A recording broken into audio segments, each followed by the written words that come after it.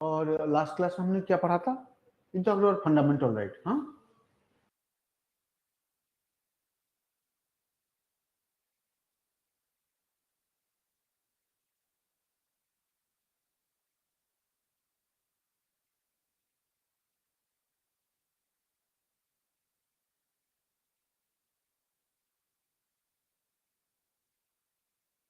We talked about fundamental rights.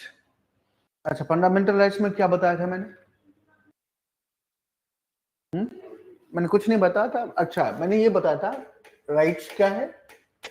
मैं remember now I am remember how right. और ये भी बताया था कि rights had been divided into ये टू पार्ट्स.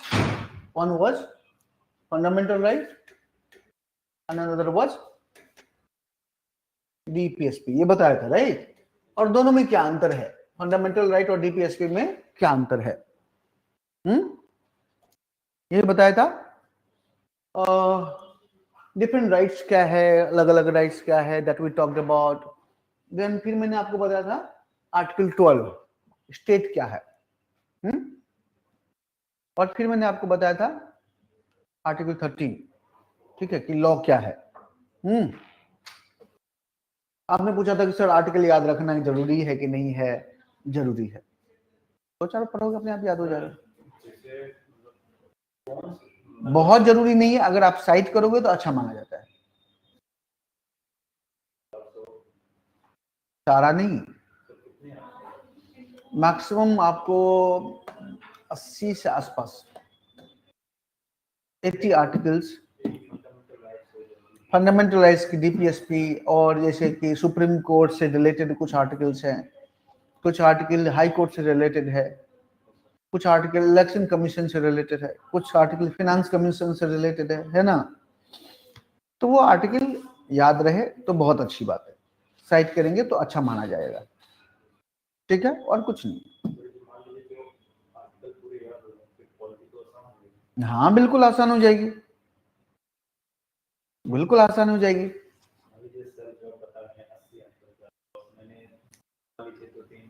400 में से 80 आर्टिकल आपको आना चाहिए. आंख कुछ इशू है? आंख में लाल लाल लग रहा है क्या? डॉक्टर से दिखाओ, दवाई लो. हाँ, दिखा करके यू जस्ट टेक मेडिसिन. कुछ भी हो सकता है, मतलब उसको बोलते हैं क्या बोलते हैं, आई फ्लू भी बोलते हैं ना. आई फ्लू हो जाता है नहीं तो ड्रॉप देंगे, एक ठीक हो जाएगा. 2 ड्रॉप 3 ड्रॉप 1-2 दिन में ठीक हो जाता है. तो 80 आर्टिकल आपको याद करने, मतलब याद हो जाएंगे, अपने आप याद हो जाएंगे. कोई जबर ये नहीं है. Now I talked about that. See, fundamental rights, there are 6 set of fundamental rights that Indian constitution talked about, है ना. ये मैंने बात नहीं किया है. Right, we talked about rights, we talked about the variety of rights, we talked about how rights can be divided into 2 parts, FR and DPSP, and what are the difference between FR and DPSP. Harshita, good morning, good afternoon, all well? I need too much. ठीक है. और फिर और मैंने क्या बताया था? अच्छा, आर्टिकल 13 बताया था, राइट, और article 12. Now today I'll talk about fundamental rights. You know fundamental rights. There are certain set of fundamental rights which are essential in any country for to live a dignified life. ठीक है. Our country, actually our constitution identify 6 set of rights. First is called right to equality. Right to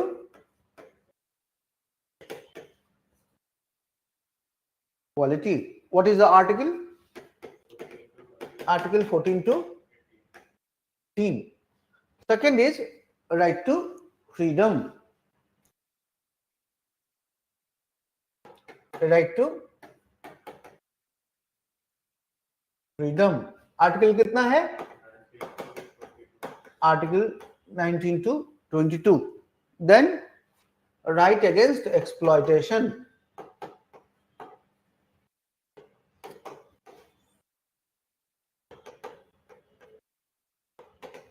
right against exploitation, article 23 and 24. Okay, then we have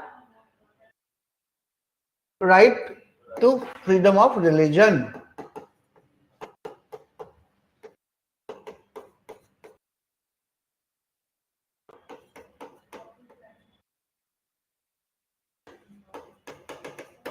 Right to freedom of religion, article 25 to 28. Then educational and cultural right.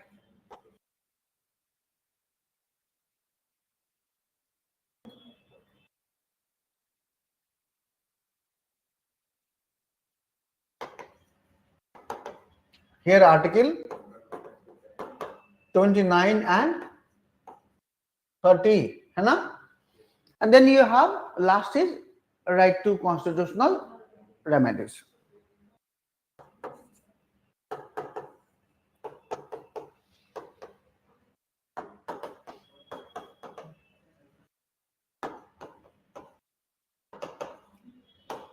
Article 32.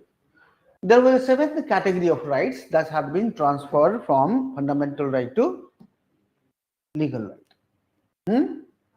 Now right to property is not no more a fundamental right. अच्छा वो कब हुआ? If you look at initially there were 7 fundamental rights, right? But 7th fundamental right, that is the right to property, had been transferred from fundamental right to legal right or constitutional right. ठीक है?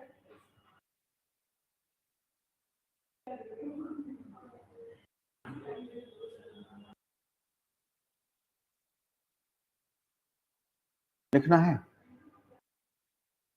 लिखो लिखो लिखो, done it, do it, हो गया, done. Okay Harshita, now let's discuss one by one. There are unending discussion on these rights, unending discussion. 3 महीने भी अगर हम rights पढ़ेंगे तो कम होगा, but we can't give so much of time, है ना? Yes, essential discussion should be there.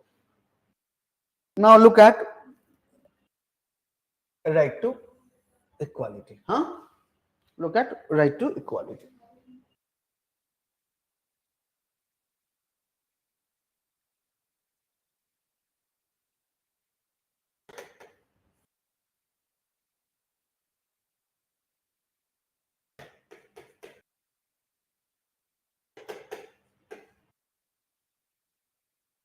Now, if you look at political theory, we talked about right equality, right, and you have already known to equality. Indian Constitution provides 3 types of equality. Now, what is that? If you look at under this right to equality, there are 4 kinds of equality, you can say that, or 3 kinds of equality. One you can equity. Right? What are the 3 kinds of equality? Right? Nahi. Equality before law. If you look at Indian Constitution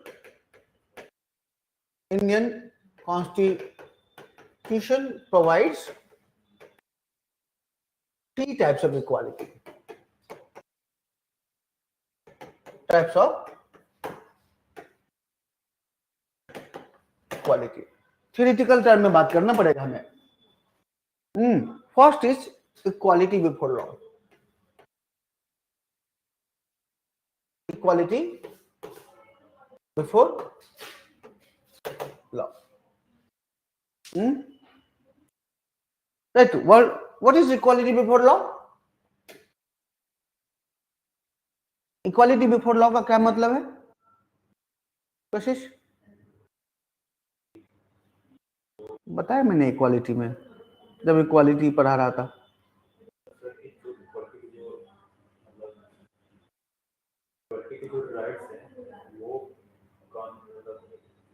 All are equal before the law. Sorry, all are equal before the law. There is no special privileges. Right? Man, woman, right? Brahmin, lower caste, all are equal before the law. There is no distinctions. There is no privileges. Before मतलब होता है पहले. तो equality, कानून के समक्ष समानता, हिंदी में बोलेंगे कानून के समक्ष समानता. इक्वालिटी बिफोर लॉ का मतलब है all persons are equal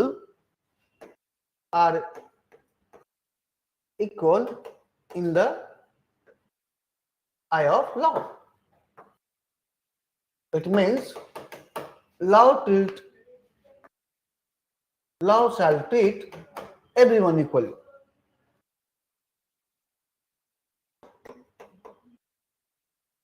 Everyone equally. There is no privileges. There shall be no privileges. Right, इतना एनालिसिस नहीं आता है, सिंपल आता है डीपीएसपी के कंपैरिजन. हाँ, फंडामेंटल राइट्स क्या है, क्वेश्चन देख लीजिएगा. Right, so there shall be no privileges और absence of privileges.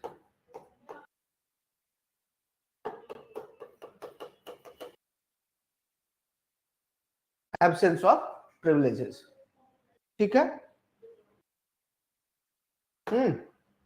Now after this equality before law, the second is principle of non-discrimination.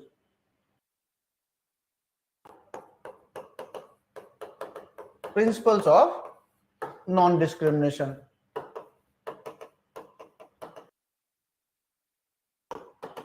What do you mean by, ये भी हटा दूं क्या? Principle of non discrimination. अच्छा, principle of non discrimination क्या होता है कि no one shall be discriminated. Principle of non discrimination means there shall be no discrimination. All shall be equally treated, और you can say equal treatment. Right, all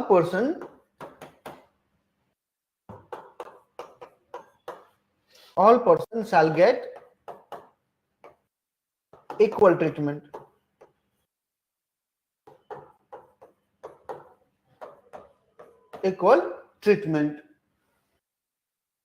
Right, and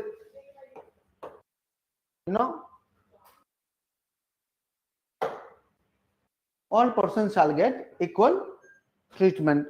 If you look at Article 15 provides, Article 15 clause 1 and 2 actually talks about equal treatment.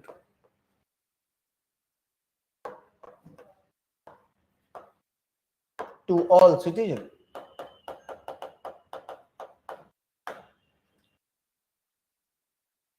What idea? Right? Now article, यहाँ पे क्या होगा? Article 14 talks about equality before law.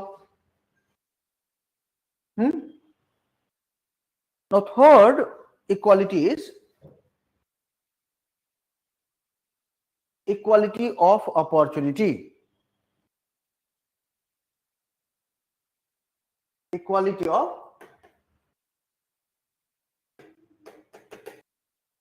opportunity. What do you mean by equality of opportunity? That each person shall get equal chance. Right? What is equality of opportunity? Each person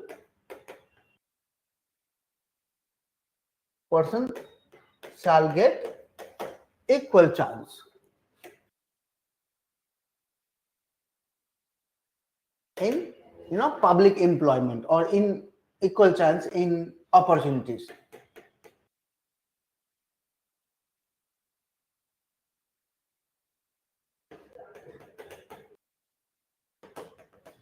Provided by state. Right? If you look at Article 16 talks about equal opportunity of all persons equal opportunity of all person for all person. So there are three types of equality that Indian Constitution talks about. Now fourth, it talks about equity.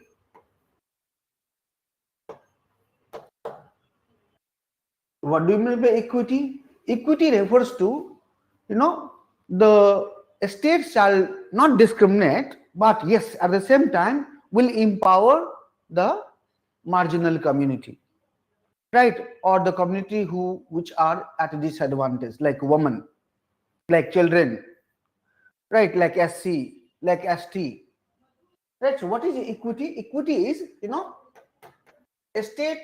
The state can make a special provisions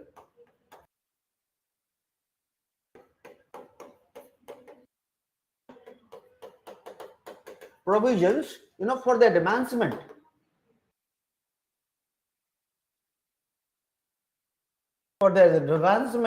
of socially disadvantaged group. Socially disadvantaged groups. Now question comes here, how you will define socially disadvantaged group? Like मैंने for example हम यहाँ पर नाम लिख लेते हैं, चलो okay मान लेते हैं women, right, or SCs, STs, or children, right, or you can say that LGBTQIA plus, right, or you can talk about denotified tribes. Notified tribes. सुना है denotified tribes के बारे में? Denotified tribes, nomadic tribes, semi-nomadic tribes. There are tribes. But they are not tribes. They are called tribes, but they are not tribes. They are called tribes. They are, they were criminal community, criminal caste during the colonial era. In the post-colonial, India, some committee was established to inquire into this criminal community, because Britishers declared them as a criminal community. Let me give you an example. Have you heard about Nitish Kumar, Chief Minister of Bihar? He belonged to a particular community called Koiri. That community was declared as a Koiri. Right? That community was called, criminal community or criminal tribe. Because if you see the Britishers, they indiscriminately exploited Indians, right? And they had actually named and renamed several community. They actually run the government according to their benefit. So what happened in this case? Consider one police caught a person. He was involved in some thieving, right? Stealing something. Now he caught second person and recorded he again was stealing, but from the same community, right? When repeatedly these events occurred, then what Britishers did, described that community as a criminal tribe. उनको लगा कि ये जो community है यही काम करती है, इसका पैसा यही है, ऑक्यूपेशन यही है. Basically it was on the basis of prejudice. Prejudice जानते हो? पूर्वाग्रह. मान लीजिए कि आपको 3 लोग मिले और तीनों लोग कहीं से, मान लीजिए एक स्टेट ले लो, बिहार. पहला भी आपको अच्छा नहीं लगा, सेकंड भी अच्छा नहीं लगा, तीसरा भी अच्छा नहीं लगा. Then you made conclusion, ये जो लोग बिहार से आते हैं गड़बड़ है, सब में डिफेक्शन है ना? Britishers actually described certain community as a criminal tribe on that perception only, right? They got the idea? Later on, these criminal tribes were called denotified tribes. Then there are certain community, who traveled, who never settled down, never made a shelter, right? Banjara, Hindi में कहते हैं, अंग्रेजी में कहते हैं nomadic, right, nomadic tribes,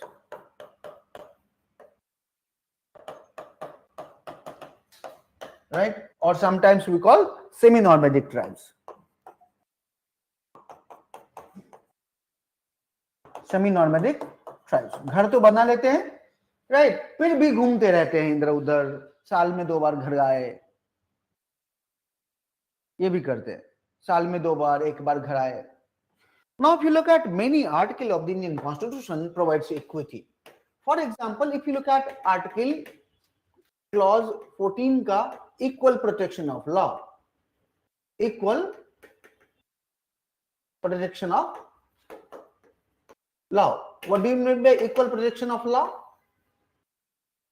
Similar treatment in similar situation. Similar treatment in similar situation. Children shall be treated as a children. Right? Consider I'm a serial killer. I have killed 11 persons. Right? But at 11, when I killed the 11th person, I caught to police. Police captured me. Then now the proceedings will start. Criminal proceedings shall start. Now she caught only in the single one. इसने किया, पकड़ में आ गई है, police इसको भी पकड़ लिया. Now we all are equal. नहीं, both can be treated equal before the eye of law. आइए, ज्यादा टाइम लग गया आज. ओह, कोई बात नहीं. हम लोग बात कर रहे थे इक्वालिटी. 1 मिनट में तुमको समझ में आ जाएगा, बैठो. So equality before law is a negative concept, right? But if you talk about equality before law, it is a negative concept. It is treating equal to all. ठीक है? तो ये नेगेटिव कॉन्सेप्ट है. ये कहां से आया है इक्वालिटी बिफोर लॉ? ये ब्रिटिश ओरिजिन है इसका.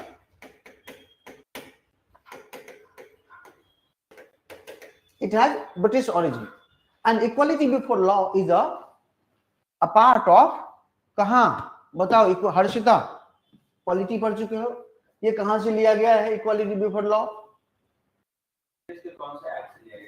एक्ट से नहीं. इक्वालिटी बिफोर लॉ क्या है, कहां से आया है, इसका माँ बाप कौन है, हाँ, कहां से आया है, इसका क्या मतलब है? इक्वालिटी बिफोर लॉ का मीनिंग है कि everyone is equal in the eye of law, means DM and president are both are equal in eye of law. Yeah. Look, Deputy Chief Minister of Delhi, क्या नाम है उसका, जो पकड़ा गया, मनीष सिसोदिया, और हेमंत सोरेन और me, all are equal before the law. If you violate the law, law will take their own course. That is equality before law, right? Man, woman, all are equal. Rich and poor, all are equal before the law.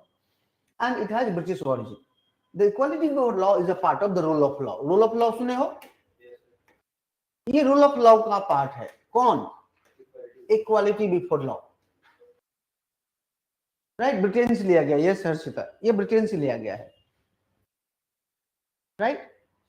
कहां से? तो Britain से. Equality before law is सब लिखा हुआ है. आपको जो नोट्स दिया है ना, उसको अच्छे से पढ़िएगा.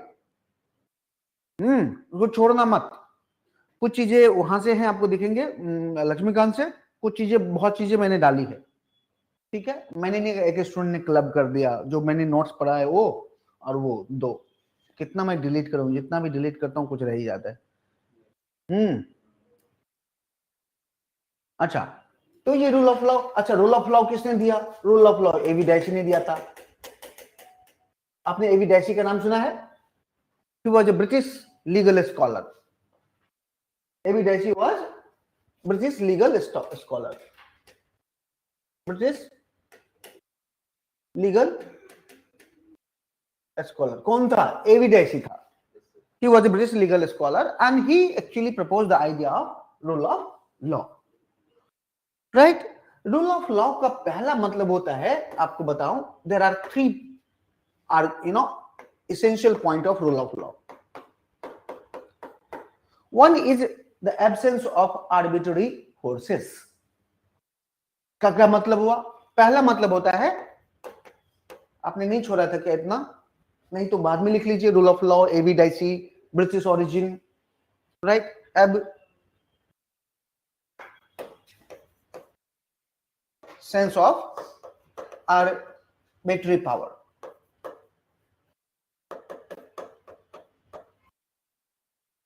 अच्छा, इसका क्या मतलब हुआ? एब्सेंस ऑफ आर्बिट्री पावर का क्या मतलब हुआ भाई?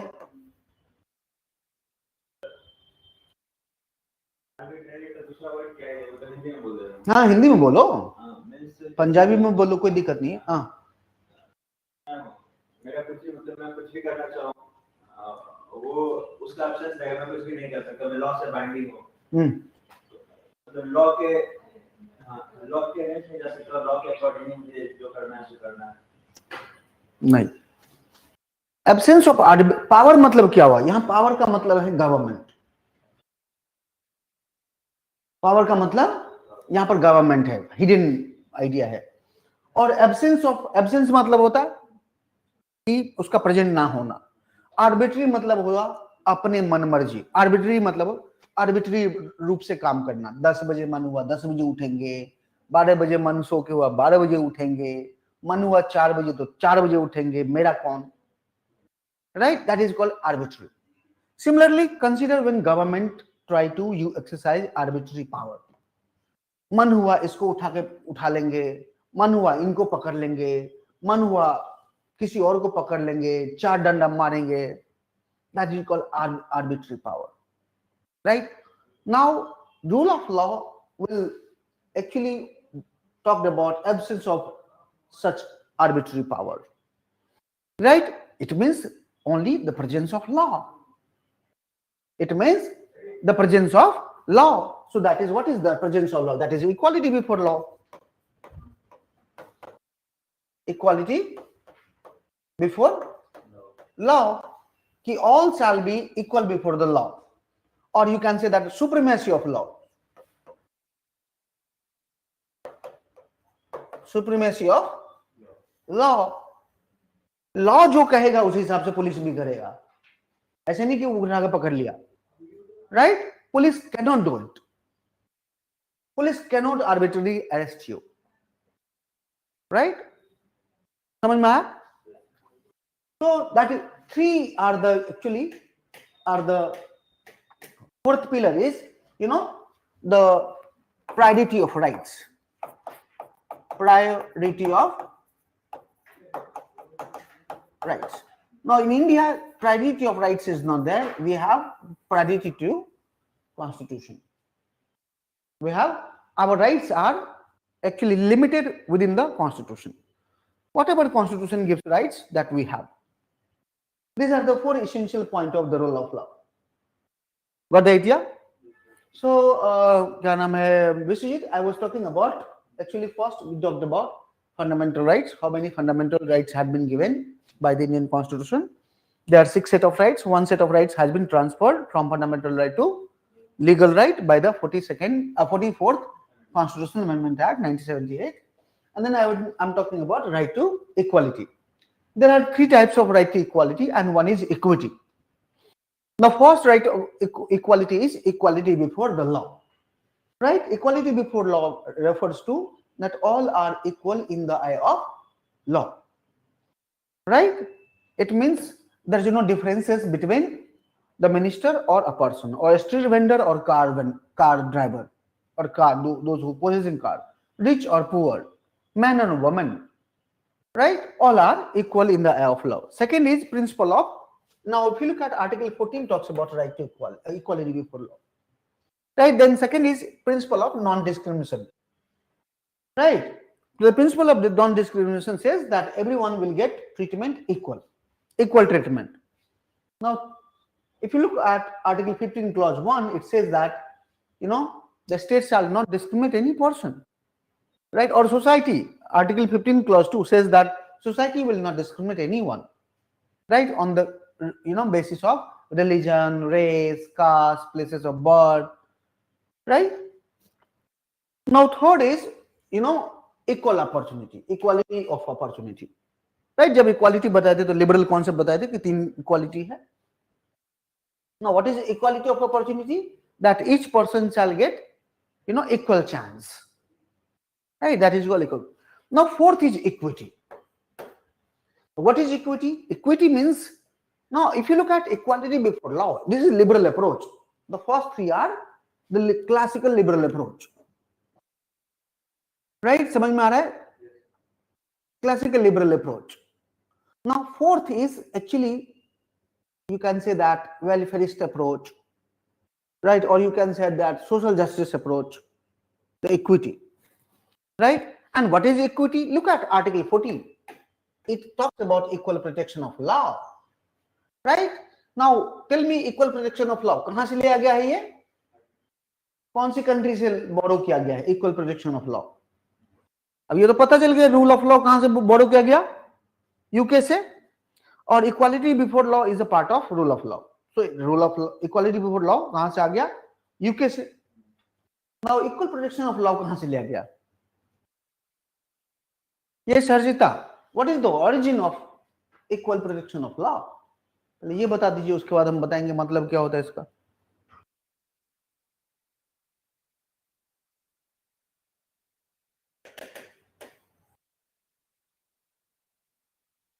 यूएस ओरिजिन से, ठीक है। और it is very positive concept. What is equal protection of law? It means, it says that similar treatment in similar circumstances, no identical और सिमेट्रिकल ट्रीटमेंट, सबको बराबर ट्रीटमेंट नहीं किया जाएगा। ये लेडी है, मैं पुरुष हूं, लॉस का ध्यान रखेगी, राइट? अगर इसने किया है तो इसको अलग से ट्रीट किया जाएगा, मुझे डंडा मार सकते है ना, राइट? मान लो कि अगर इसने 1 खून किया और मैंने 11 खून किया, तो मुझे जो पनिशमेंट मिलेगा that will be harsher, more severe punishment than her. मान लो ये ड्राइव कर रही है और नेशनल हाईवे पे कोई अचानक से आ गया, लग गया, मर गया, वो दैट इज मर्डर, हो गया, वो हो गया ना। और या इसने हो गया कि इसको कोई मारने आया और इसने कुछ ऐसा किया कि वही मर गया, होता है ना, दृश्य में देखा है आपने। हाँ, सो वो फिर लॉ अलग से ट्रीट करेगी उसमें, समझ में आ रहा है, right? Law will treat that person differently, right? So here क्या है, यहां पर क्या है, similar treatment in similar circumstances. Children shall be treated children as a children. वहां पर क्या था, चिल्ड्रन, वुमेन, मेन सब इक्वल, बराबर है। यहां पर क्या है, no, children shall be treated as a children, women shall be treated as a woman, right? So equal protection of law क्या है? It is a positive concept,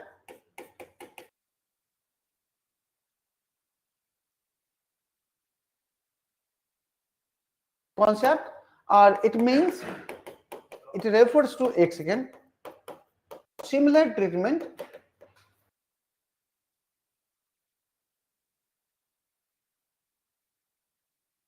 in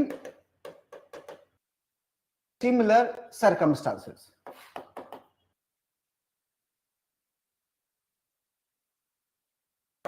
right?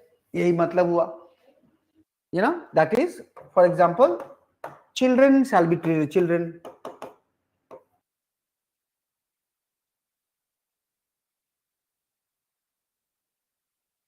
treated as children। बहुत, लेकिन but कुछ children ऐसे हैं कि इतना खतरनाक, चिल्ड्रन भी तो होमोजीनियस नहीं है, कुछ बच्चे बहुत खतरनाक होता है, नहीं, राइट? तो उनके लिए भी अलग लॉ है। अगर आप देखेंगे, have you heard about juvenile justice act? सुना है क्या? जुवेनाइल जस्टिस एक्ट, अब हिंदी में क्या कहते हैं नहीं मुझे पता, बट अगर मैं इसको हिंदी में तोड़ दूं तो बच्चा बालक पार्टी, बालक न्याय एक्ट कह सकते हैं आप। जुवेनाइल मतलब होता है बालक, छोटा, मतलब बालक होता है, बालक तो हो गया मतलब केवल, juvenile all are minor, but if you look at even juvenile justice act, you know, make difference between children, depends on their crime, कि heinous crime है या simple crime है, कुछ ऐसा क्राइम तो नहीं कर दिया निर्भया कांड में हुआ था, हीनियस क्राइम कहते हैं उसको, राइट। तो फिर वो चिल्ड्रन को इस तरह से, राइट, चिल्ड्रन को एडल्ट ट्रीट किया जाएगा।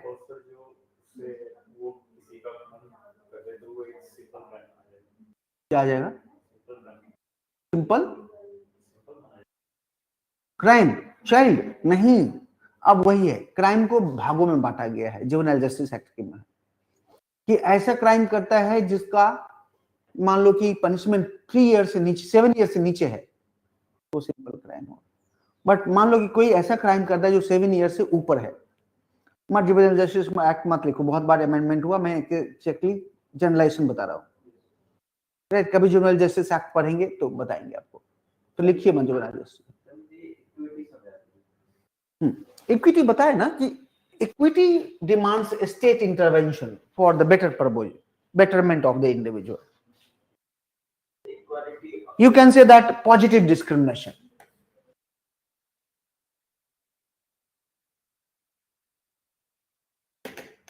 आपको अफर्मेटिव एक्शन बताया है मैंने,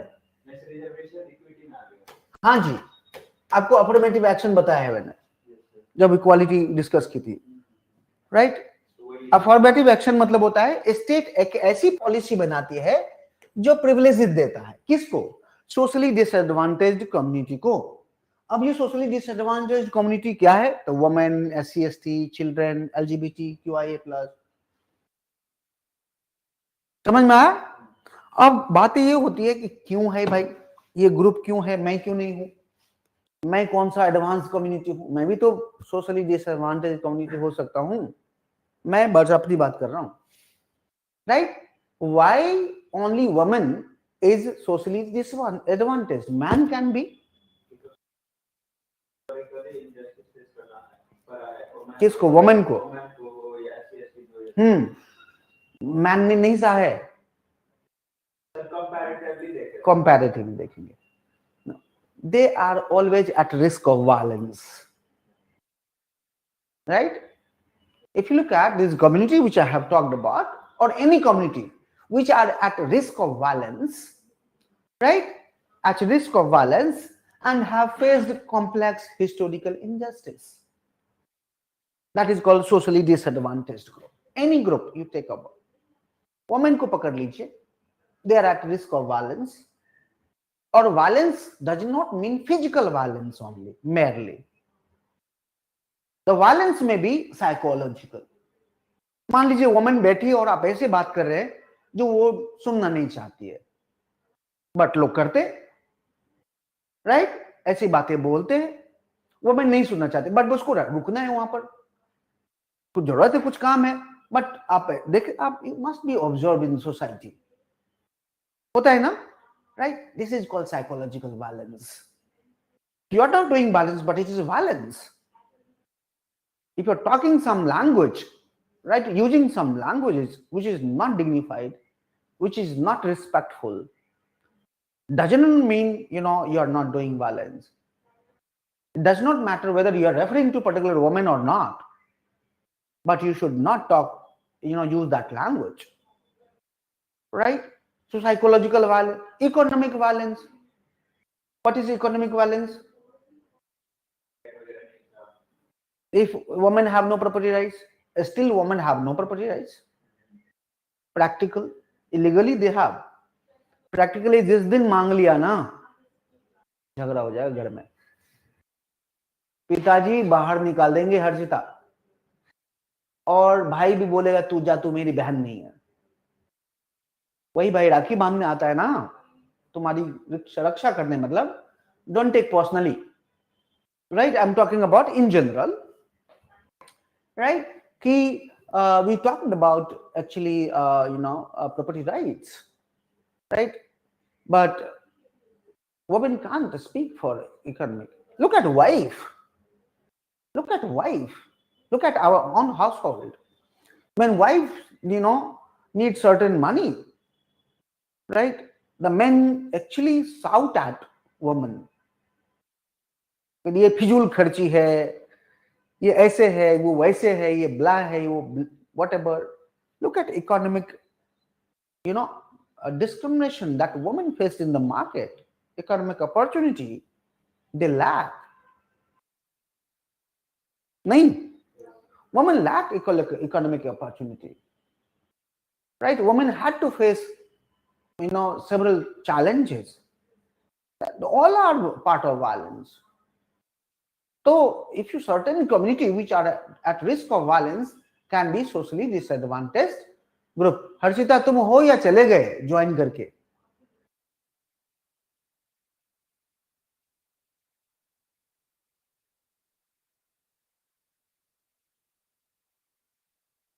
अच्छा हो, ठीक है, तो रिप्लाई रिस्पॉन्ड करते रहो तो समझ में आएगा। हाँ, नहीं तो पता चलेगा हमारे साथ में we had room honor, house honor. So we were 4 students. I did my 12th in Ranchi.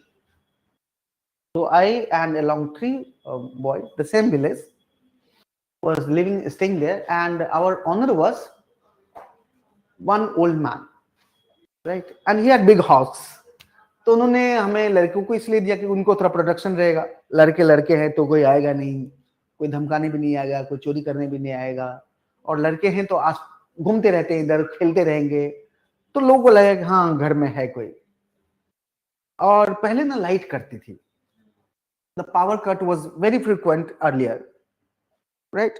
So every evening he used to call us and offer tea every evening. और वो चाय नहीं देता था, चाय के बाद वो खिस्सा भी डेली सुनाता था, और डेली सुनाता था। क्या करेगा एक वृद्ध इंसान, ही वाज राइट, मतलब उनकी वाइफ तो पहले गुजर गई, and he was single. He used to cook from morning to 1 o'clock different types of food, and he used to offer us every day, and it was an everyday event. वो भी क्या करेगा अपने मन लगाने के लिए, since morning to 1 o'clock he used to cook several variety of vegetables, then rice, then rolled chapati, then वो खुद चाय बनाते थे और हम लोग को बुलाते थे, और इवनिंग में ऐसे ही बैठते थे हम लोग. Sometimes he used to talk a lot, right? So sometimes what happened, we had tea and he had also tea, and he started speaking on anything, on Lalu Prasad Yadav, for example. When he starts, he used to start talking about Lalu Prasad Yadav, he used to start, talking about all historical, socio-economic background, right? Power cut हो जाता था, हम लोग क्या करते, उठ के चले जाते थे, right? And his visibility was low. So he was unable to see whether we are there or not. He used to speak, और हम लोग उधर चले गए, right? और 20-25 मिनट बाद तो he continues to speaking, कोई नहीं सुन रहा, और बीच में हम लोग क्या करते थे, कभी कभी हूं कर दिया, नहीं तो चुपचाप रहे. तो बीच में उनको खुद ही लगता था, बोलते अरे तुम हो कि नहीं है, चले गए, अरे मैं कुर्सी को बोल रहा हूं क्या, राइट? सो कभी कभी वो पूछ लेते, और कभी कभी हम लोग दूर थे, मतलब दूर चले जाते थे, पता नहीं चलता था, मतलब ऑफ कोर्स अपना उधर उधर चले गए. अरे फिर वो बहुत जोर से चिल्ला रहे, अरे कहाँ गए, मैं तो समझा सब बैठे हो, तुम लोग निकल जाते हो. तो पता होना चाहिए कि बैठा है कोई. सी ऑनलाइन तो ऐसा हो गया, मैं देख नहीं सकता, I am like invisible old man, old man who can not visualise the person, right? तो कभी कभी हाँ ना करते रहोगे तो पता चलेगा हाँ सामने हो. सेम चीज. हाँ हाँ, बहुत लोग करते, क्लास में अपना लगा दिया और चले गए. कहाँ गए थे सर? सब्जी लाने चले गए थे. वो कोविड-19 पे होता था. सर अब अच्छा आंसर दो. सर अनम्यूट नहीं कर सकते, मेरे घर में मतलब झगड़ा हो रहा है, या अनम्यूट कर, सीटी बज रहा है, दाल जो पक रही है. हाँ, अलग अलग. तो वो भी एक्सपीरियंस कोविड-19 का अलग था, है ना? तो थोड़ा इंटरेक्शन होता रहता है तो सही रहता है, राइट? अदरवाइज तो ऑनलाइन तो बहुत लोग चला रहे हैं, बहुत लोग पढ़ा रहे हैं, हम क्या करें, वो जरूरी है. बहुत लोग ऑनलाइन का फायदा भी हुआ है, बट बहुत कम लोगों को जो सिंसियर है. Exactly, those who are self assertive, self sincere, खुद बहुत अच्छे से कर रहे हैं. अदरवाइज पेरेंट ने लगा दिया, अरे ऑनलाइन कर ले, दिल्ली में कोचिंग है, यहाँ बैठे बैठे कोचिंग कर ले, करते राइट? वो क्या कोचिंग करेगा, खुद ही हाँ पढ़े ही, जो पढ़ना नहीं चाहता आप उसको पढ़ा नहीं सकते, बिल्कुल ही नहीं पढ़ा सकते, ठीक है? हाँ जो पढ़ना चाहता है उसको पढ़ा सकते हैं, वो खुद भी पढ़ लेगा, आप नहीं भी पढ़ाएंगे, आप दे देंगे कुछ ना, आप दे देंगे वो पढ़ लेगा अपने आप। कॉलेज में ऐसे ही होता था, नहीं सारे लोग मतलब देखेंगे बच्चे लोग ज्यादातर कोई मतलब नहीं है जाके अपना, वो ऐसे होता है। अच्छा पता चला डिसएडवांटेज, सोशली डिसएडवांटेज कम्युनिटी क्या है, राइट? क्यों इक्विटी दिया गया? क्योंकि it is a positive, state had, for example look at equal protection of law, right? और let me give you another example, इसे नो थोड़ा बताने दो मुझे। Look at article 15 clause 3, article 15 clause 4, what article 15 clause 3 says? A state shall make a special provision for women and children. A state, ऐसे नहीं हो जैसे मैं सिंपल करके बोल रहा हूं, state shall make a special provisions for women and children. Look at, for a woman there are lots of provision, for children there are lots of provision, हाँ है ना? नहीं है? अब क्या क्या है वुमेन के लिए प्रोविजन? एक तो कॉन्स्टिट्यूशनल प्रोविजन है, कॉन्स्टिट्यूशनल प्रोविजंस है,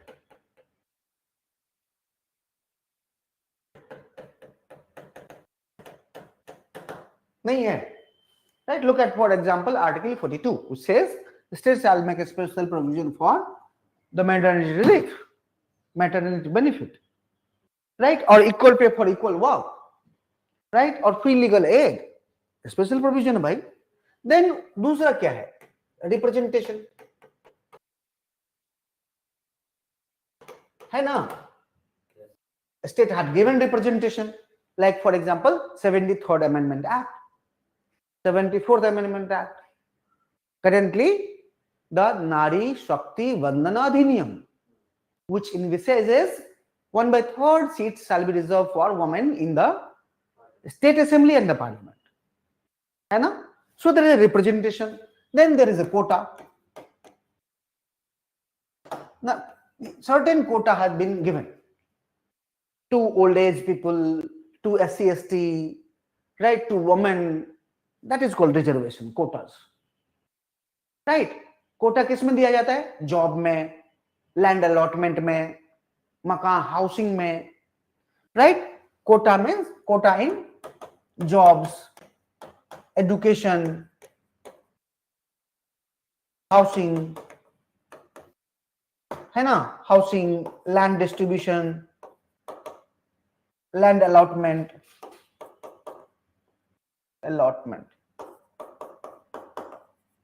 land allotment, scholarship,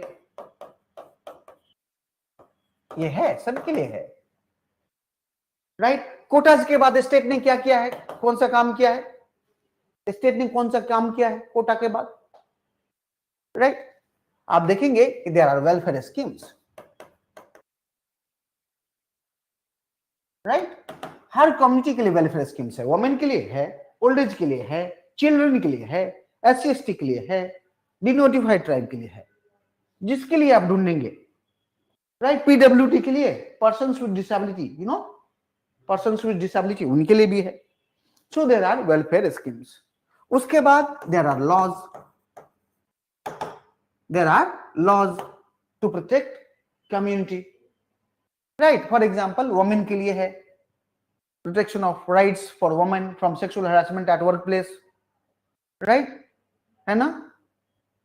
child marriage act, ठीक है, dowry prohibition act, domestic violence act, सब लॉ है। लॉ के बाद है commission, right? There are commission devoted to particular community. For example, there is a national commission for women, national commission for children, है ना? हर के लिए एक कमीशन है। काम है उस कमीशन, मतलब कमीशन का काम होता है कि उस कम्युनिटी के भलाई को देखे, उसके लिए जो स्कीम्स है उसमें क्या प्रॉब्लम आ रहे हैं उसको देखे, अगर कोई वायलेंस हो रहा है तो उसके मैटर को वो इन्वेस्टिगेट करे, राइट। अगर कुछ इश्यू है तो गवर्नमेंट को रिकमेंड करे कि उस कम्युनिटी के लिए और गवर्नमेंट क्या बेटर कर सकती है। सारा काम कमीशन करती है, सारा काम कमीशन करती है, राइट। आप देखो स्टेट इस तरह से इक्विटी दे रही है, क्या दे रही है? इक्विटी दे रही है। This is equity, this is something called जो सोशल जस्टिस। हिस्सेदारी दे रही है, हाँ, सोशल जस्टिस कर रही है। अगर आप देखोगे, अगर इन राइट टू इक्वालिटी में आर्टिकल 14 होता ना तो, और दूसरे आर्टिकल नहीं होते तो प्रॉब्लम नहीं होता। If you look at article 14 is a core article, right, under right to equality, right, and rest are, you know, to ensure socio-economic justice, और you say that इसी को हम कहते हैं equity,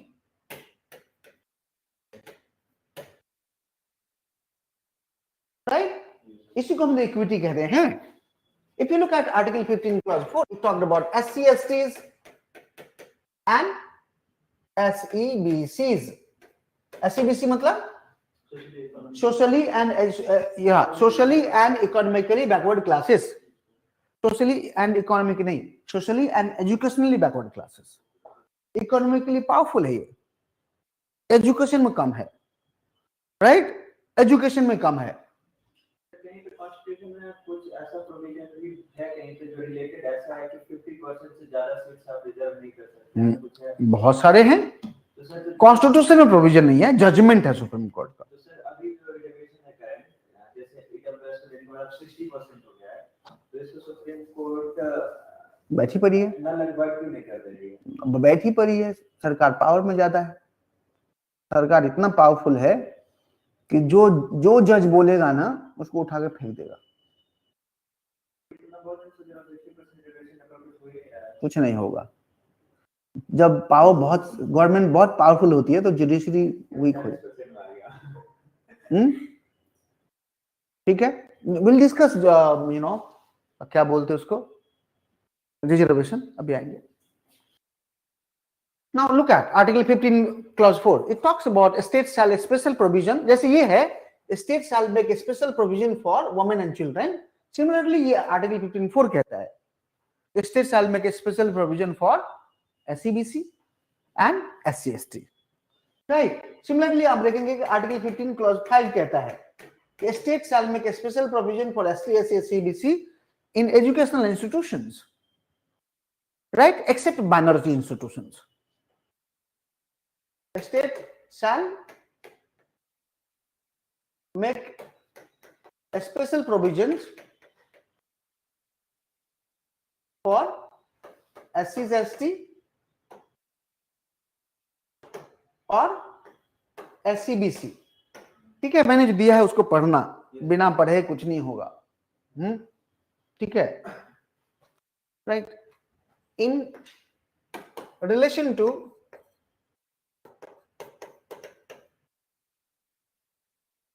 admission in educational institutions,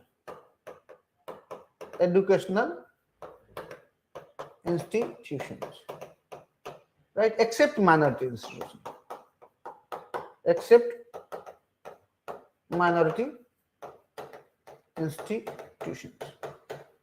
ये minority institutions क्या है?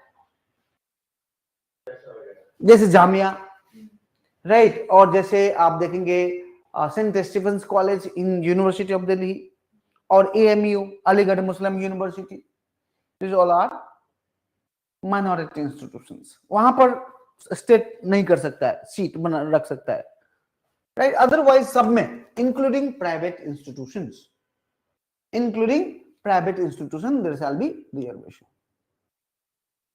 Right. Now look at article 15 clause 6, right. ये कहता है EWS के बारे में। EWS यानी कि those who are economically weaker sections, right? The state shall make a special provision for EWS in jobs as well as in education. How much percent? 10%. ठीक है? Because it has done under, by the different Constitutional Amendment Act.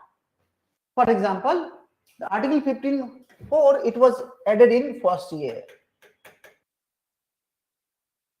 First Constitutional Amendment Act added Article 15 Clause 4. Right, if you look at Article 15(5), 93rd CA added this. Constitutional Amendment Act added this. If you look at this, it was 103rd CAA inserted this in 2019. समझ में आया? इतना समझ में आया? बोले sir इतना तो बोल रहे हो लेकिन ऐसा ऊपर से तो नहीं जा रहा होगा. फैक्ट्स है, बहुत सारे फैक्ट्स याद नहीं रहेंगे. सर ने 5 मिनट बाद क्या बोला. हाँ, वो बार बार पढ़ोगे तो. कोर कॉन्सेप्ट ये है कि equality, there are 3 types of equality under the Indian constitution. One is equality before the law. Second is non-protection, non-principle of non-discrimination, and third is the equality of opportunity. The fourth equality is actually not equality; it's a fair treatment. It is a equity. It is a fair treatment. You can say that it is a fair treatment.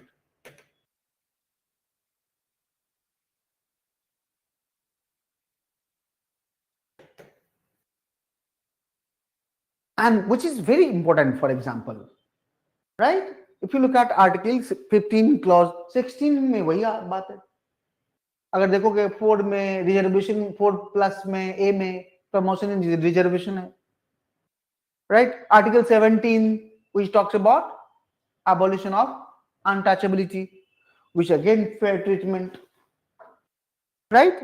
So that is the 4 types of equality under the right to equality. समझ में आया? Right? पक्का? Yes yes. Harshita समझ में आया? अब मुझे एक लाइन में समझा लेने दो. If you see the right to equality under Indian constitution,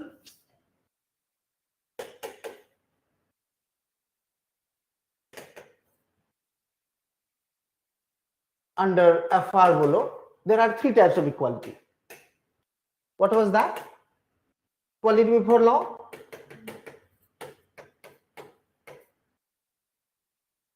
then equal opportunity,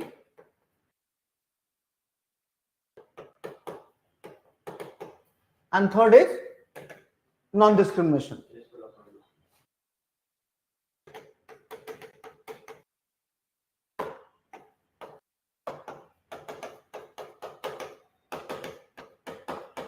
Right? And the fourth is fair treatment, equity. Yes, और इक्विटी. आप देखेंगे कि इसका स्पेस बहुत है इक्वालिटी में. मेजॉरिटी इसको डिस्कस किया गया. क्यों किया गया? Because constitutional assembly thought it is very important to discuss this area. Right? For example article 14 का जो सेकंड पार्ट है, equal protection of law, that is fair treatment. Right? और आर्टिकल 15 का जो क्लॉज 3, 4, 5, 6 है, राइट? आप देखेंगे इसमें कहां है. आर्टिकल 14 का equal protection of law,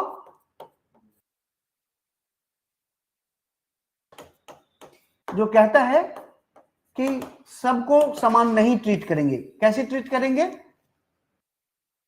similar treatment in similar circumstances.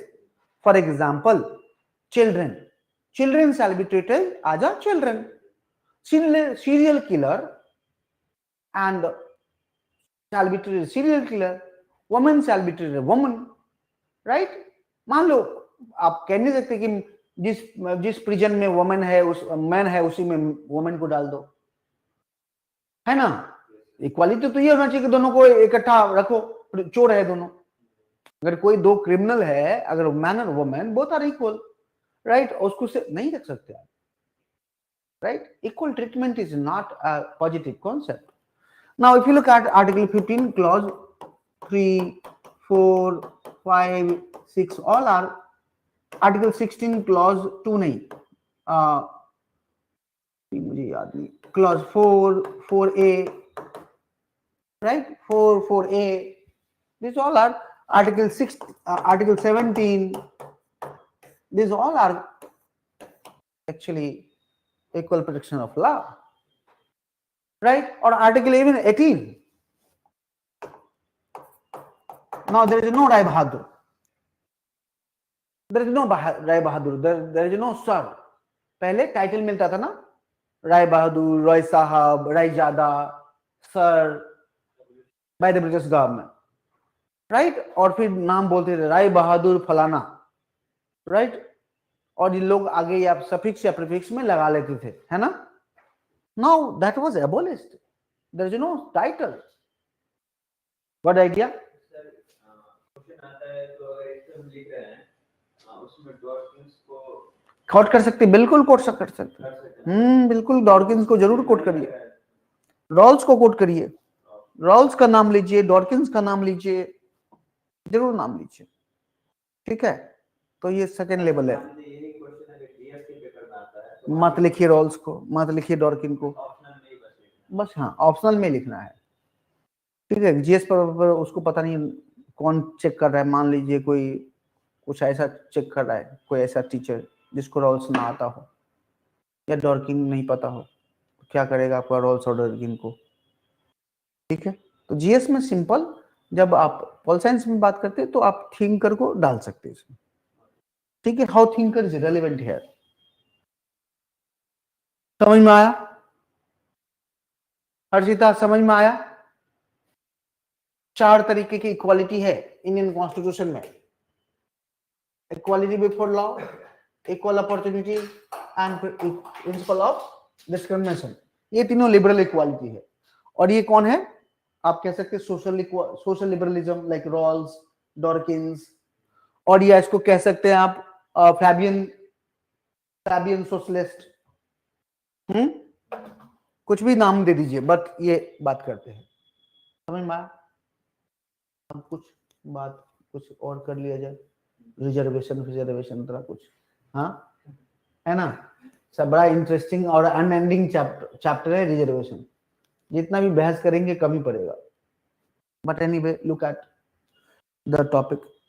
Now before I go to in that debate, let me talk about the first constitutional amendment act, right? Before reservation जाए हम लोग थोड़ा सा बात कर लेते हैं कॉन्स्टिट्यूशनल अमेंडमेंट एक्ट, पहला वाला.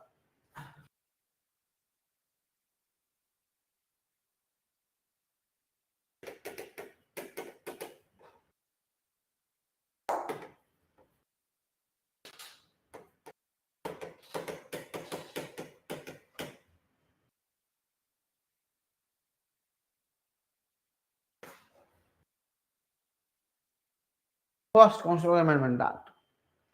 Now, first Constitutional Amendment Act required by 3 judgment, right? It was required by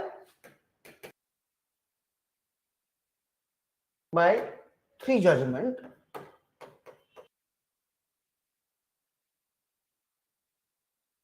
right? Namely, first था चंपाकम दोरायजन. चंपाकम दोरायजन वर्सेस स्टेट ऑफ मद्रास.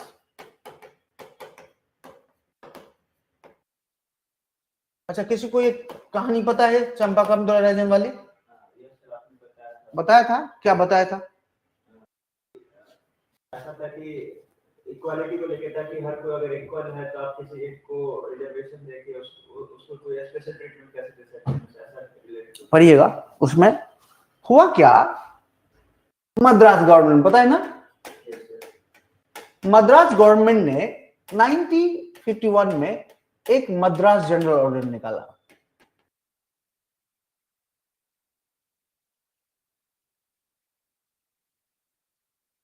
क्या निकाला? Madras general order. कब? 1951 में, राइट? And it gives reservation to OBC and MBC.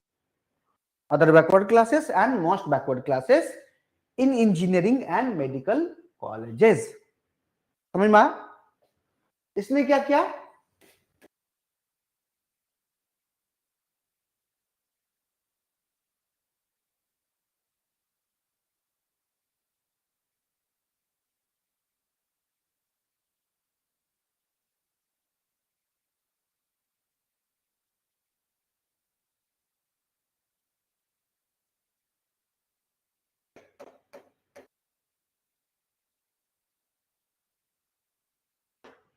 इन्होंने क्या किया?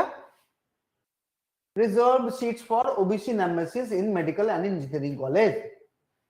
Now, the Champakam Dorai Rajan actually challenged this government order, right, in the High Court.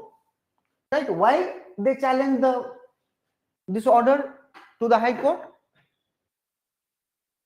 Now, if you look at Champakam Dorai Rajan, you know, Champakam Dorai Rajan challenged it.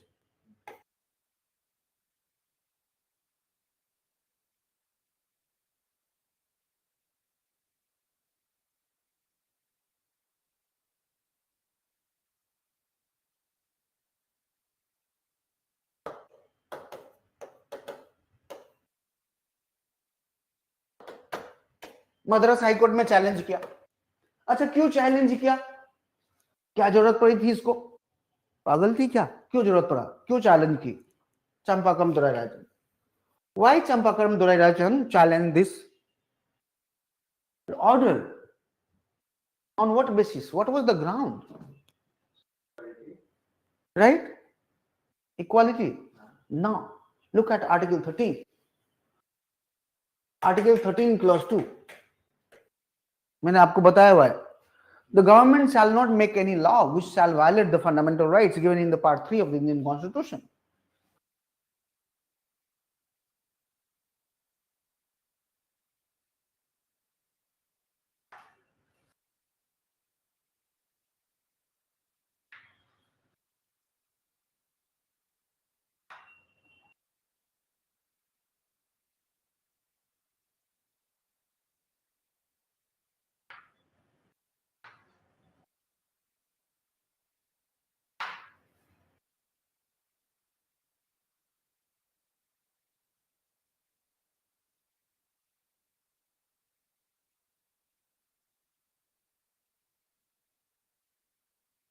क्या बताया?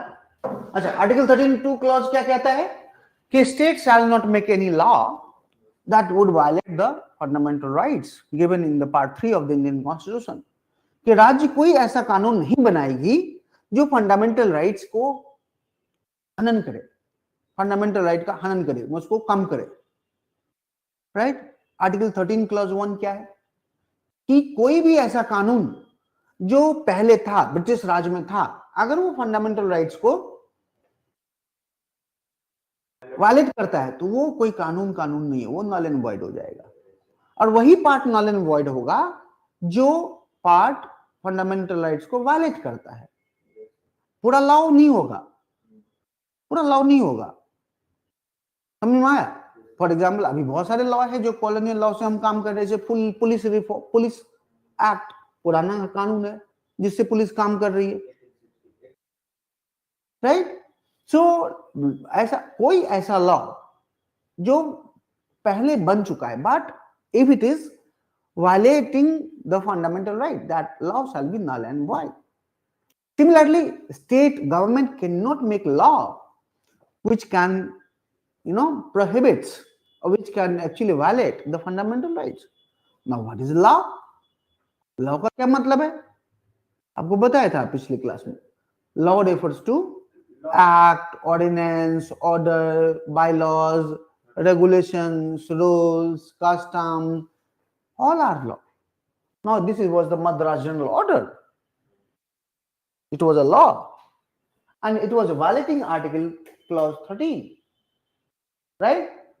Sorry, it was according to Article 13 Clause 2, the state has made some certain law which was violating the what? Which was violating Article 15 Clause 1 and 29 Clause 2. ये दोनों को violet कर रहा था ये Madras general order. देखोगे मद्रास जनरल ऑर्डर क्या कर रहा था, Madras general order was violating article 15 clause 1 जो कहता है कि state shall not make any discrimination on the basis of caste. Article 29(2) क्या कहता है, there shall be no discrimination on the basis of caste, right, in the admission of any institution funded by the government. गड़बड़ हो गया, ये कहानी सुना रहा हूं, उसमें पढ़िएगा, कहानी सब लिखा हुआ है। अब इन्होंने क्या किया, मद्रास जनरल ऑर्डर को मद्रास हाई कोर्ट में चैलेंज किया। मद्रास हाई कोर्ट ने कहा कि ये जो तुम्हारा मद्रास जनरल ऑर्डर है ये गड़बड़ है, इट इज, और ये जो चंपाकम दोहराराजन है ये लेडी सही है, ये सही कह रही है। Now what was the argument of the Champakam Dorairajan, that the Madras general order actually violates article 15 clause 2 and article 29 clause 2, which state cannot do according to article। देखो कॉन्स्टिट्यूशन किसी ग्राउंड्स बन गया लड़ने का, है ना, सब लड़ाई लड़ रहे हैं बट संविधान को लेकर के। नाउ अब मद्रास गवर्नमेंट क्या क्या, Madras government actually challenge the judgement in the supreme court. Supreme court में चैलेंज होता है ना, आप हाई कोर्ट से तो फिर सुप्रीम कोर्ट जाओ। Madras high court actually challenge this judgement into the Madras high court. Now high court sorry challenge the high court judgment in the supreme court। now supreme court actually said कि ये तो चंपाकम दोहराराजन सही है, so high court का judgement भी सही है। actually your madras general order violating article 15 clause 2 and article 29 clause 2, or 15 clause 1 and article 29 clause 2, right? According to article 13 clause 2 you cannot make law which violate fundamental right। समझ में आ रहा है ना, परेशान तो नहीं कर रहा हूं मैं, राइट? ठीक है, इतना जब समझ में आया, अब क्या हुआ, स्टेट क्या करे, तो स्टेट क्या करे, अब सरकार भी बोल रही है कि आप, मतलब सुप्रीम कोर्ट ने हाथ बांध दी, आप कुछ ऐसा नहीं कर सकते। बट मैंने आपको बताया था कि डीपीएसपी राज्य को कुछ और कहता है, फंडामेंटल राइट्स जुडिशरी को कौन कुछ और कहता है ना। तो उन्होंने क्या किया कि फर्स्ट कॉन्स्टिट्यूशनल अमेंडमेंट एक्ट ला दिया। समझ में आया ये पूरी कहानी? अच्छा, दूसरी कहानी था Kameshwar Singh versus state of Bihar. Kameshwar Singh versus state of Bihar, ये भी 1951 में हुआ था। अब ये कामेश्वर सिंह वर्सेस ये जजमेंट क्या है भाई, स्टोरी क्या है इसका, बताया था पिछले क्लास में, भूल गया, इसका याद नहीं है। ये लैंड रिफॉर्म को लेकर के था, right? Now Patna high court struck down Bihar Land Reform Act।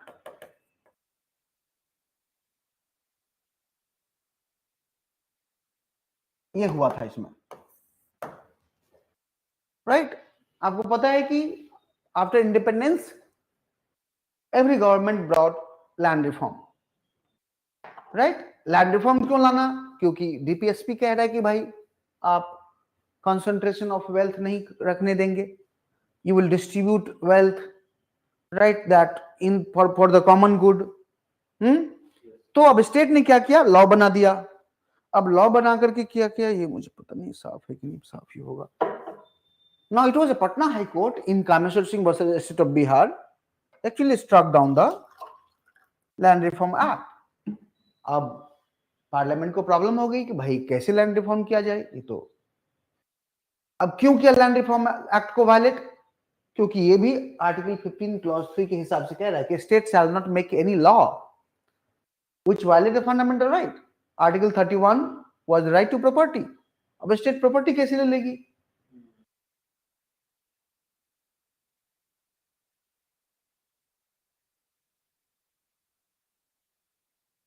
तो if you look eight,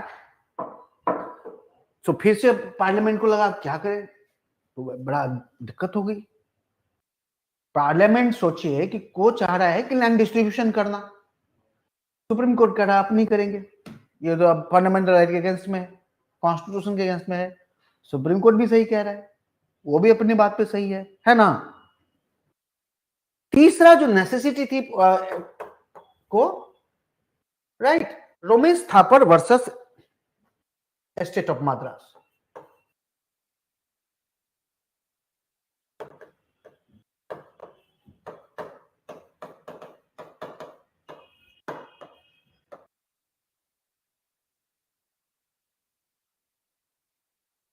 Romesh Thapar versus state of Madras. अच्छा, इसका जजमेंट याद है क्या था रोमेश थापर का? नहीं बताया था? अच्छा बताता हूं, अभी याद आ जाएगा। हरजीता याद है क्या Romesh Thapar versus state of Madras, ये क्या कहानी थी? Basically, First Amendment Act necessitated by the three landmark judgment in 1951. Right? One was the Champakam Dorai Rajan, जिसकी स्टोरी में बता चुका हूं. Second is Kameshwar Singh versus state of Bihar, जिसकी बात में बता चुका हूं. थर्ड इज रोमेश थापर, अभी बताता हूं, बता चुका हूं मैं, बताता हूं, अभी याद आ जाएगा। 1951 में आप देखेंगे कि बहुत सारे जो न्यूज़पेपर थे उस पे गवर्नमेंट बैन लगा दिया। हाँ, बैन लगा दिया कि you can not publish this newspaper, this news, this kind of news. For example, Punjab government put some ban, right, on writing certain things. On Bihar government has put certain ban on one newspaper. Now the Madras government has also put ban on one magazine that called Crossroad. उस magazine का नाम था crossroads. उसके honour थे रोमेश थापर, उसके honour थे रोमेश थापर। रोमेश थापर मतलब left oriented थे। इंडिपेंडेंट का आपको बात पता है, लेफ्ट ने कभी बोला कि ये आजादी झूठी है, वो लिखती रही, कुछ कुछ लिखती रही कि ये आजादी झूठी है। अब सरकार को लगे ये तो भड़का रहा है, हाँ ये तो भड़का रहा है लोगों को, इस पे बैन लगा दिया। अब इन्होंने क्या किया, कोर्ट में चले गए, राइट, ये कोर्ट में चले गए, पटना पंजाब वाला भी कोर्ट में चला गया और बिहार वाला भी कोर्ट में चला गया कि ये भाई तो अब एक बार तो बोलते हैं right to freedom of speech and expression है अंडर आर्टिकल 19(1) है ना, और दूसरी बार कह रहे हो कि है ही नहीं, लिख ही नहीं सकते, बोल ही नहीं सकते, अब क्या करें, right. Now in this judgment, Supreme Court held that the right to freedom and freedom of speech and expression are the essential part of democratic life. Right? Right of speech and expression are the essential part of democratic life. Without right to speech and expression, life cannot be called dignified life, a democratic life. समझ में आ? यहाँ फिर से सरकार को झटका कि भाई ये तो मतलब यार, ये मैं बोल रहा हूं कि तुम चुप रहो, बट ये लोग हल्ला मचा रहे हैं। समझ में आ रहा है, राइट? नाउ दिस थ्री, अच्छा अब बताओ ये बताया था कि नहीं बताया था? बताया था, याद नहीं है, कोई बात नहीं, ठीक है। ये तीनों जजमेंट दो दो लाइन में लिख लो तो फटाफट फटाफट, तीनों जजमेंट दो दो लाइन में लिखिए।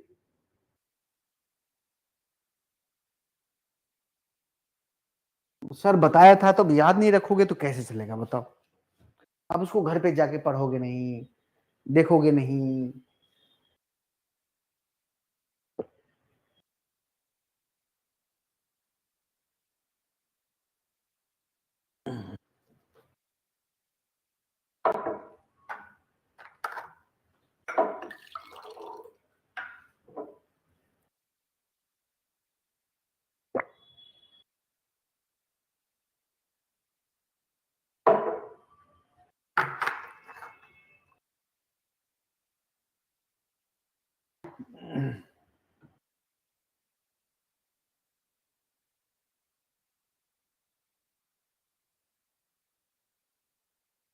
लिखा, लिख लिया है, मैं बताऊं?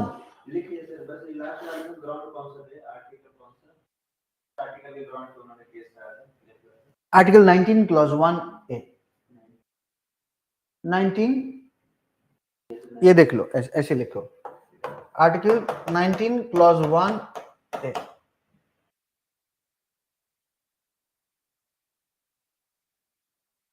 लिखिए या मुझे बताइए, मैं डिक्टेशन करा दूं तीनों अलग अलग,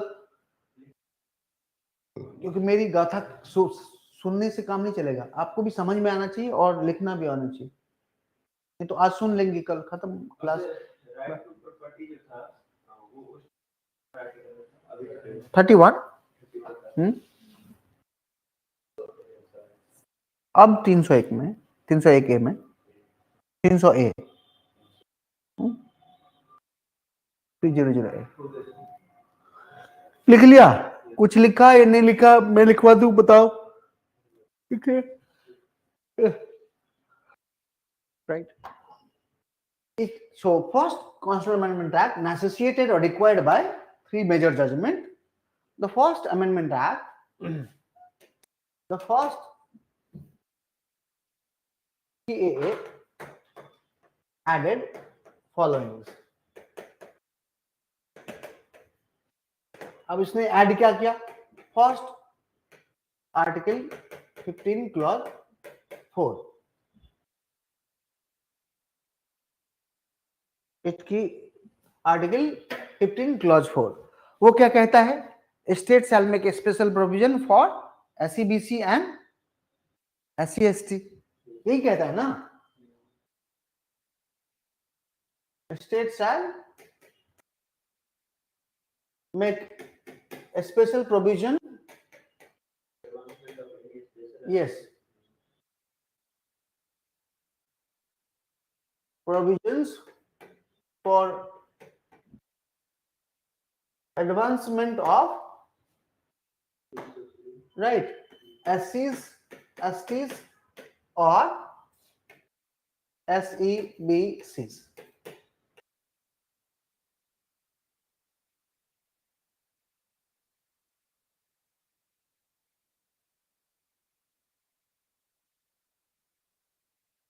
ठीक है, अच्छा, second,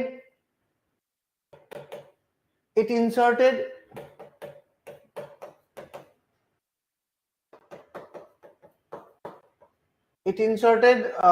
ninth schedule,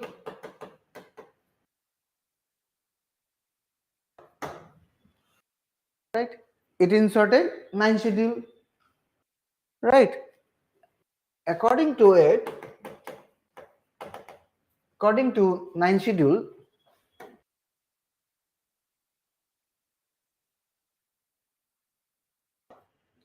if government put any law,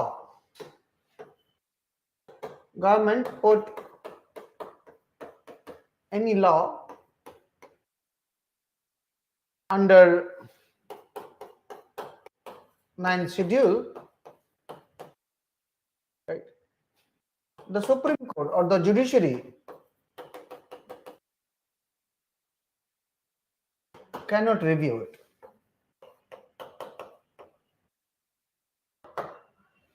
Cannot review it. अगर सरकार कोई भी लॉ बना देगी ना, जुडिशरी उसको देख नहीं सकता। अब मान लो इलेक्ट्रल बॉन्ड था, अभी इलेक्ट्रल बॉन्ड को सुप्रीम कोर्ट ने कह दिया ये अनकॉन्स्टिट्यूशनल है, बट कंसीडर मान लीजिए यही इलेक्ट्रल बॉन्ड को 9 शेड्यूल में डाल दिया होता, तो जुडिशरी उसको देख नहीं सकेगी। अभी बताता हूँ, राइट, नहीं देख सकती है। ठीक है, अब बताता हूँ, टेंशन मत लीजिए, राइट। अब तीसरा है, it inserted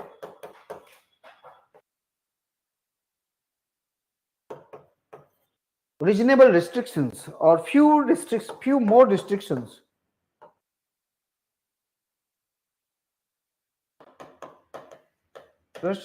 on freedom of speech and expression.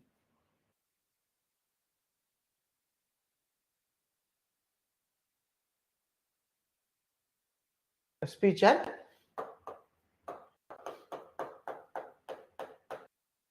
expressions. ये तीन चीजें majorly first schedule first constitutional amendment act में जोड़ा गया। अब सौरभ पूछ रहे हैं कि सर ये जो सेकेंड नंबर की बातें हैं कि अगर सरकार कुछ भी लॉ डाल दे 9th शेड्यूल में तो जुडिशरी उसको देख सकती है कि नहीं देख सकती है? अब आंसर है देख सकती है, राइट। वहां पर दो जजमेंट आएगा, एक तो वामन राव का केस था 90 में और दूसरा केस था IR कोहलो का केस 2007 में। दोनों जजमेंट में सुप्रीम कोर्ट कहती है कि देखो ये जो 9th शेड्यूल है ये कोई गर्भगृह नहीं है जहां पे मैं जा नहीं सकता। गर्भगृह पता है ना, बड़ा ही सैंक्टम सेक्टोरियम होता है, इंग्लिश में बोलते हैं सैंक्टम सेक्टोरियम। वो ऐसा पूजा का ऐसा मतलब कोई भी मंदिर का एक ऐसा पार्ट जहां पर केवल प्रधान जो पुजारी है वही जाता है ना, उन्हीं को नहाता है, जो भी करना है भगवान को, दैट इज कॉल्ड सैंक्टम सेक्टोरियम और गर्भगृह, राइट। ठीक है, तो ऐसा नहीं है कि 9th शेड्यूल आपका सैंक्टम सेक्टोरियम है जहां पर हम जा नहीं सकते। ठीक है, हम जा सकते हैं, राइट। उस लॉ को ये करने के लिए जो आप देखेंगे कि 24/4/1973 के बाद अगर आपने कोई भी लॉ डाला है कहां पर 9th शेड्यूल में, हम रिव्यू कर सकते हैं। अगर वो लॉ आर्टिकल 14, 15, 19 और 21 को वायलेट करता हो या बेसिक स्ट्रक्चर जो संविधान का है उसको वायलेट करता हो, तब हम जा सकते हैं। समझ में आया? अच्छा, 70 ये डेट है केशवानंद भारती का जजमेंट।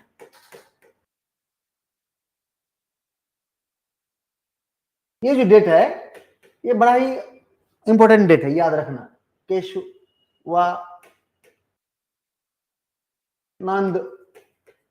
भारती केस। आपको पता है कि ये जो 9th शेड्यूल उससे पहले आया था, 1991 में आया था, 1951 में भी आ गया था। अब 1951 में क्या पोजीशन था? 1951 में पोजीशन ये था कि भाई 9th शेड्यूल में कोई भी लॉ डालेंगे तो आप नहीं देखेंगे। 9th शेड्यूल में कोई भी लॉ डालेंगे तो जुडिशरी नहीं देखेगा। हाँ, भाभो और भैंसुर वाली बात होगी, पता है भाभो भैंसुर? नहीं, जेठ का कॉन्सेप्ट पता है इंडियन सोसाइटी में? जो बड़ा भाई होता है वो छोटे भाई के वाइफ को नहीं देखता है, जिंदगी भर नहीं देखता है, पता है ये चीज? हाँ, तो वही बात हो गई कि जुडिशरी हो गया जेठ और ये 9th शेड्यूल हो गई उसकी भावो, मतलब उसकी छोटे भाई की वाइफ, जिसको आप देखेंगे नहीं, जिंदगी भर नहीं देखेंगे, राइट। नाउ अब इसके बीच में बातें चल रही थी जुडिशरी और इसके बीच में लड़ाई चल रहा था। 1973 में ये जो जजमेंट है जहां पर केशवानंद भारती केस में कोर्ट सुप्रीम कोर्ट कहता है कि yes parliament can make any law but it cannot destroy or damage the basic structure of the Indian Constitution. अब क्या हुआ कि ऐसा तो नहीं कि लॉ उससे पहले ही पड़ा इसके अंदर, लॉ इसके बाद बहुत सारे लॉ जो है वो इस तारीख के बाद भी 9th शेड्यूल में पड़े हुए हैं। समझ में आ रहा है? बहुत सारे लॉ 1973 के बाद जो बने और इसमें डाल दिए गए। फॉर एग्जाम्पल तमिलनाडु में 68% रिजर्वेशन है, right. Tamil Nadu reservation act was put under the 9th schedule. ठीक है, अब वो चैलेंज किया गया तो सुप्रीम कोर्ट नहीं देख सकता। सुप्रीम कोर्ट अब भले जमाना बदल गया, अब ऐसा नहीं कर सकते। Now what we can do, right, this 9th schedule is nothing, something called immunity, complete immunity. इसके पास कंप्लीट इम्यूनिटी नहीं है, राइट। ये प्योर ऐसा नहीं है कि हम देख नहीं सकते, हम देख सकते हैं। कब? 24 अप्रैल 1973 के बाद जो भी लॉ इसके अंदर पड़ा है उसको हम देख सकते हैं, if that law violets the basic structure, doctrine or the law is against article 15, 19 and 21. 19 क्या है? डिस्क्रिमिनेशन, अच्छा 15 है डिस्क्रिमिनेशन, 19 है फ्रीडम ऑफ एक्सप्रेशन, राइट, इसी से रिलेटेड राइट टू फ्रीडम। समझ में आ रहा है कुछ? मेरे समझने से कुछ नहीं होगा, मैं कहानी कह दिया, राइट। तो दो केस है यहां पर जो सुप्रीम कोर्ट कहता है कि नहीं, ninth law, any law which has been put in the ninth schedule after the Kesavanan Bharati judgment can be looked by the Supreme Court if the law violates the basic structure doctrine or violates Article 15, 19 and 21। दो condition में supreme court देख सकती है, right. और case कौन था? Vaman Rao.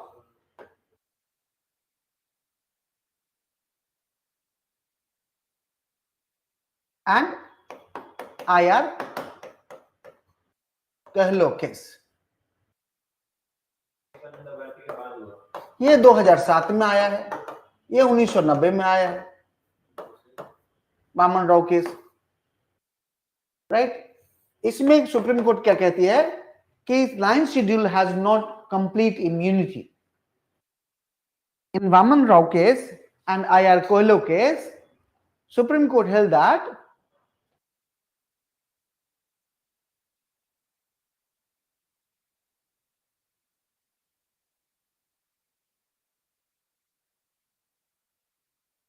in Vaman Rao case and IR Kohli case, Supreme Court held that ninth schedule has no complete immunity. Ninth schedule has no complete immunity from judicial review.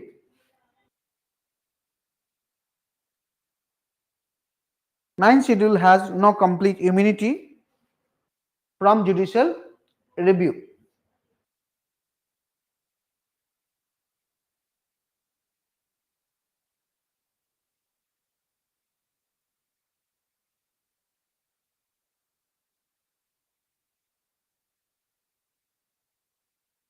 Any law which has been put after April 24, 1973, any law which has been put after April 24, 1973, bracket में लिख दीजिएगा Kesavananda Bharati judgement, any law which has been put after the April 1973,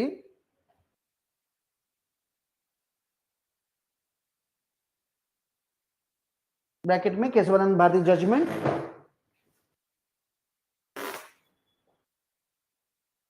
can be reviewed by the court, can be reviewed by the court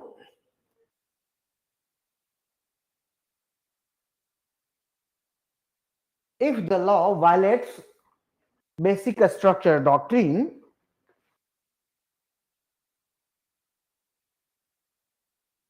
if the law violates basic structure doctrine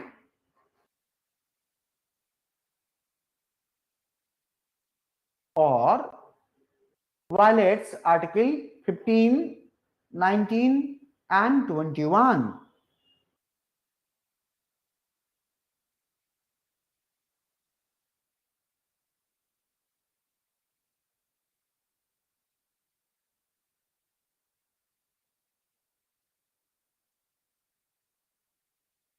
हो गया तो बताओ मुझे, done? Yes Saurabh, समझ में आया?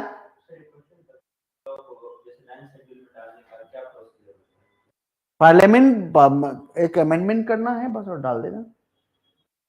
जैसे for example Tamil Nadu reservation act was done by the Tamil Nadu reservation act amendment act, amendment करना है और डाल देना, और कुछ नहीं करना।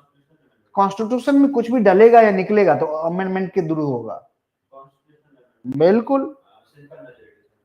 सिंपल नहीं। कॉन्स्टिट्यूशनल अमेंडमेंट बहुत तरीके के होते हैं, ये सिंपल मेजोरिटी से हो जाएगा।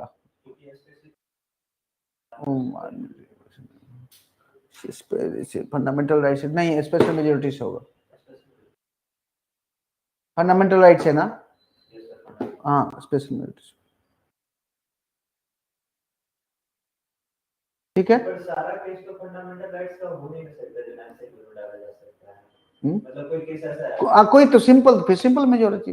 जो ऑलरेडी जो फंडामेंटल राइट्स है तो अगर फंडामेंटल राइट से रिलेटेड है तो वो जो फंडामेंटल राइट में ये वो है उस हिसाब से होगा। ठीक है, उसके लिए अलग प्रोसेस है।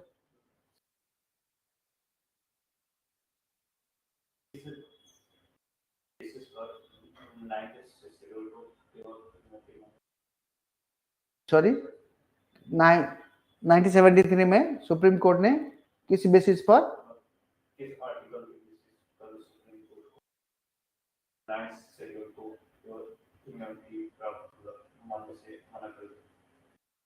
किस बेसिस पे, वही तो बेसिस बताया मैंने। अगर जुडिशियल डॉक्ट्रिन को वायलेट करता हो या ये बेसिक स्ट्रक्चर डॉक्ट्रिन को वायलेट करता हो या आर्टिकल 19, 15, 19 एंड 21 इन तीनों को वायलेट करता हो, यही दोनों ग्राउंड है कि अगर कोई लॉ अगर डाला गया इसके अंदर, अगर वो लॉ इस दोनों क्लॉज को वायलेट करता है तो वो लॉ फिर उस लॉ को सुप्रीम कोर्ट देख सकती है, भले ही वो लॉ 9 शेड्यूल में ही क्यों ना हो। ठीक है, कैन यू रिपीट सर? थोड़ा एक आध मुझे वर्ड बोलो तो फिर मैं शायद रिपीट कर दूं।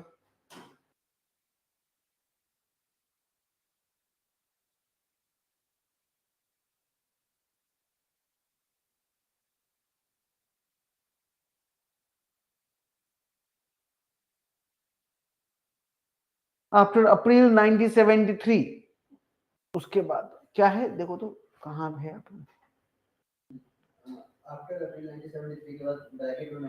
Bracket start Kesavananda Bharati judgement bracket close, bracket Kesavananda Bharati judgement bracket close, उसके बाद can be reviewed by the court if the law violates basic structure doctrine or violates article 15, 19 and 21। लिख लीजिए, खड़े खड़े होके ना, हो गया। तो आज तो मामला यहीं तक चलेगा, आज मामला इससे आगे नहीं बढ़ेगा। Tomorrow I'll talk about some debate on reservation, right, and then we'll enter into right to freedom, right? And right to freedom there are multiple debate उसमें है। फॉर एग्जाम्पल आप देखो बहुत सारी डिबेट है, मुझे एक दिन तो तुमने नहीं लाए हो कशिश, आप नहीं लाए उस दिन तो था थी, आप नहीं थे, अच्छा उनको मिला और सीता को उनको मिला। बहुत सारी डिबेट है, debate on capital punishment, debate on homosexuality, debate on बहुत सारे हैं, बहुत सारी डिबेट है।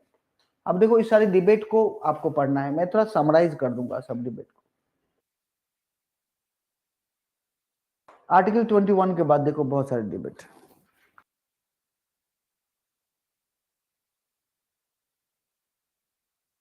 नहीं मिल रहा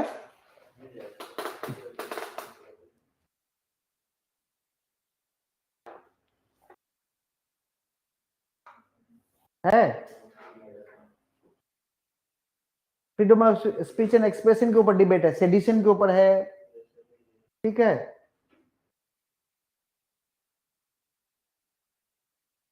हेट स्पीच के ऊपर है, उसके बाद यस उसके बाद आर्टिकल, हाँ हेट स्पीच है, उसके बाद आगे बढ़ो और आगे देखो, नहीं आगे बढ़ो, मणिपुर, हाँ उसको पढ़िएगा। आर्टिकल 21 के बाद देखो ना ये डिबेट मिलेंगे, 20 के बाद नहीं, 21 के बाद।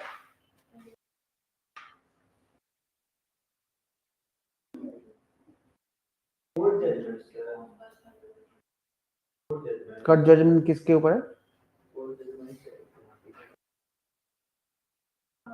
Gandhi versus union of India case, अच्छा अभी टाइम है, आएगा तो बता देंगे। है बहुत सारे जजमेंट इधर तो इसी में लंबा चौड़ा है। मैंने बोला 21 के बाद।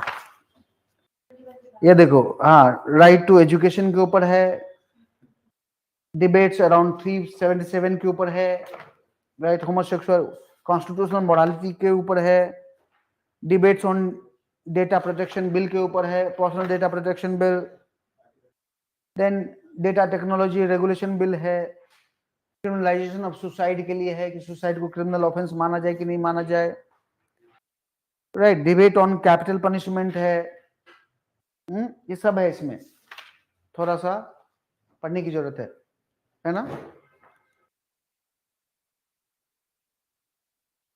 आज यहीं तक। Tomorrow we will finish this right to equality and we will move in right to freedom of expression, मतलब आर्टिकल 19 में घुस जाएंगे हम लोग। चलो हर्षिता, मिलते हैं फिर, ठीक है, कल।